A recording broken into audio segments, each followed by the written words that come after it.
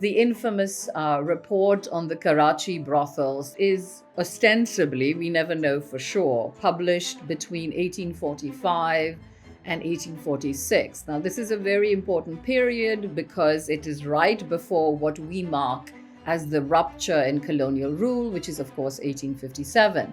Now, this report continues to fascinate people because it is the evidence of the existence of same-sex sexuality in the late 19th century, and that too in a brothel in Karachi, very close to a British encampment, right? So it's supposed to be scandalous because Richard Burton, the English colonial ethnopornographer, translator, has found this report which says not only does same-sex sexuality exist, but it exists within the colonial community, not just the colonized, right? So this has the makings of a scandal.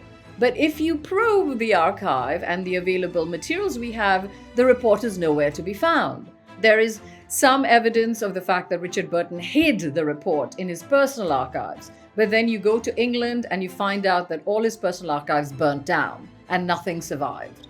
Now, part of what I was interested in thinking about is less in terms of what the report had, but why this mythology of the report kept circulating, right? Why did this absence of a report allow us to keep talking about sexuality? So if you're looking at this report, it's conceived in Karachi, which is, of course, in the province of Sindh. And of course, it is also the period when the annexation of Sindh has been a complete mess. Charles Napier, who is responsible for annexing the province, has made a mess, lost money, created chaos, and the emergence of this report arrives at that very moment. Suddenly you have a scandal that distracts from what is known as, quote unquote, the rape of Sindh.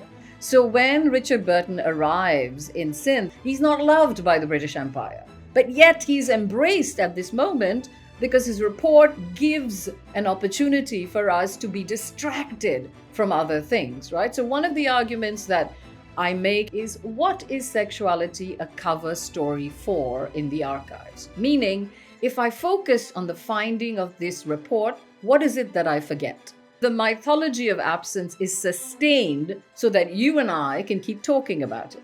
And the more we talk about it, the more that version of sexuality stays at the center, right? It's like love. The more your object of desire escapes you, the more you're going to talk about it, right? So in many ways, this Karachi report is an allegory for this relationship of absence and presence. It doesn't matter if you find it or not, but the very fact that it exists allows you to keep looking